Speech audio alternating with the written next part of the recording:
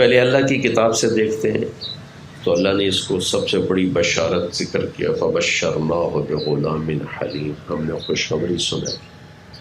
پھر اللہ تعالیٰ نے اپنے نیک بندوں کی صفات میں سے ایک صفت یہ ذکر کی کہ وہ یہ مجھ سے مانگتے ہیں، ربنا هب لنا من ازواجنا وذرياتنا قرة اعین واجعلنا للمتقین اماما۔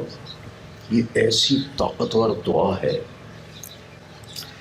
عربی زبان میں دینے کے 3 لفظ ہیں، آتا، آتا، وہابا، 3 لفظ۔ آتا کا مطلب ہے دینا، لیکن اس میں واپس لینے کا بھی احتمال ہوتا ہے۔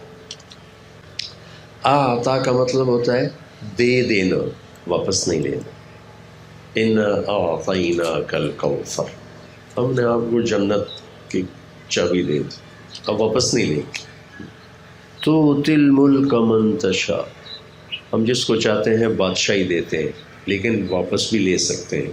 وَتَنزِعُ الْمُلْكَ مِمَّن تَشَاءُ، اس کے ساتھ ہی لگا ہوا۔ آتا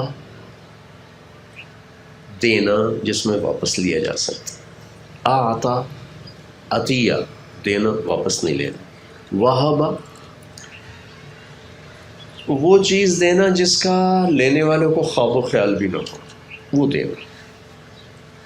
تصور میں ہو کہ مجھے یہ ملے گا تو تھوڑی خوشی ہوتی، جب تصور سے بالا تر ہو کے ملتا ہے تو خوشی کی انتہا ہوتی۔ اس کے لیے عربی زبان کا لفظ ہے وہابا۔ تو ابراہیم علیہ السلام نے دعا مانگی کہ رب ہب لی من الصالحین، ہب آتینی، آتینی بھی ٹھیک تھا، رب آتینی من الصالحین، یا اللہ مجھے نیک بچہ ہے۔ رب ہب لی، مجھے ہبہ ہو ایسا کہ جو میرے تصور سے بھی بالا تر۔ تو ان کی دعا کیا ہے؟ وہ کہتے ہیں ربنا ہب لنا من ازواجنا وذریاتنا۔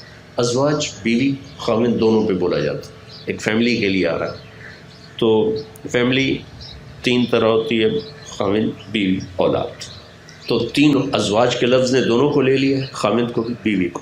اور ذریاتنا نے صرف اپنی بچوں کو نہیں لیا، باقی پوتے، پوتیاں، نواسے، نواسیاں، ان سے اگلی نسل کو، ذریہ آنے والی ساری نسل کو کہتے ہیں۔ تو اللہ تعالیٰ نے اپنے نیک بندوں کی خوبیوں میں سے ایک خوبی یہ بیان کی ہے کہ وہ مجھ سے یہ کہتے ہیں کہ ہمیں ایسی اولاد اور ایسی بیوی دے، ایسا خاوند دے جو ہمارے تصور سے بھی بالا تر ہو۔ وہ کیا ہو؟ وہ قرۃ اعین، آنکھوں کی ٹھنڈک ہو۔ آنکھوں کی ٹھنڈک اردو کا محاورہ نہیں ہے، یہ عربی کا محاورہ ہے، ہم نے وہاں سے لیا ہے۔ لہٰذا ہم اس لفظ کی طاقت کو نہیں سمجھ سکتے جب تک کہ ہم عرب کا جغرافیہ اور عرب کی معاشرت نہ جانتے ہوں۔ میں تھوڑی وہ آپ کو بتانا چاہتا ہوں تاکہ آپ کو آنکھوں کی ٹھنڈک کی طاقت کا اندازہ ہو سکے۔ عرب صحرائی ملک ہے اور صحرا میں طوفان اٹھتے ہیں، ریت۔ مسافر ہوتا ہے تو ریت اس کی آنکھوں میں پڑتی ہے، وہ آنکھیں بند نہیں کر سکتا ہے۔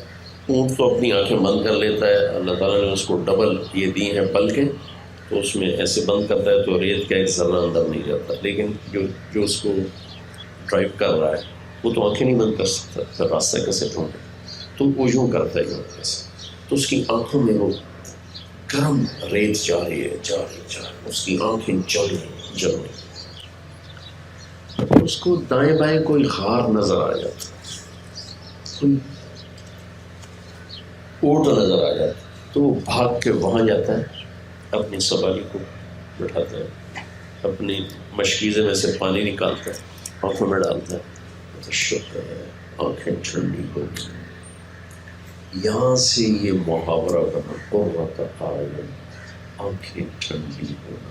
چونکہ ہم تو ریت کے طوفان دیکھتے نہیں، اور مٹی کا طوفان ہوتا ہے تھوڑی دیر کا وہ چلا جاتا ہے، وہ تو گھنٹوں ریت کے طوفان ہوتے ہیں۔ تو ایک آدمی آگ میں سے نکل کے، اور مجھے اس کا تھوڑا سا اندازہ ایسے، میں ایسے ہی بچپن تھا چھوٹا، تو وہ انگیٹھیاں ہوتی تھیں بڑی بڑی، اس میں آگ جلائی جاتی تھی زیادہ، تو اس کے اوپر چیزیں پڑی تھیں.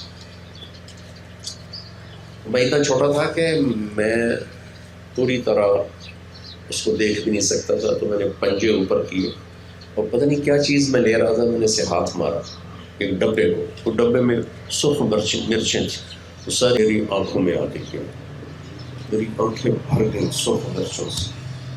تو ساری رات میری چیختے گزر کہ آنکھ ٹھنڈی نہیں ہو رہی. تو قرۃ اعین، ایسی اولاد دے، ایسی فیملی دے جن کو دیکھ کے آنکھیں ٹھنڈی ہو جائیں. باہر سارے گرم طوفان ہیں اور گھر میں آتا ہوں تو آنکھیں ٹھنڈی ہو جاتی.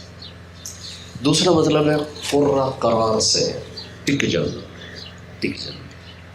ایسی اولاد دے، ایسی فیملی دے کہ جن پر میری نظر جم جائے، دائیں بائیں نہ جائے، کسی اور کی طرف میری نظر نہ اٹھے، صرف میری نظر بچوں پر، اپنی فیملی پر ہو، اور میری نظر خیانت نہ کرے، میری نظر میں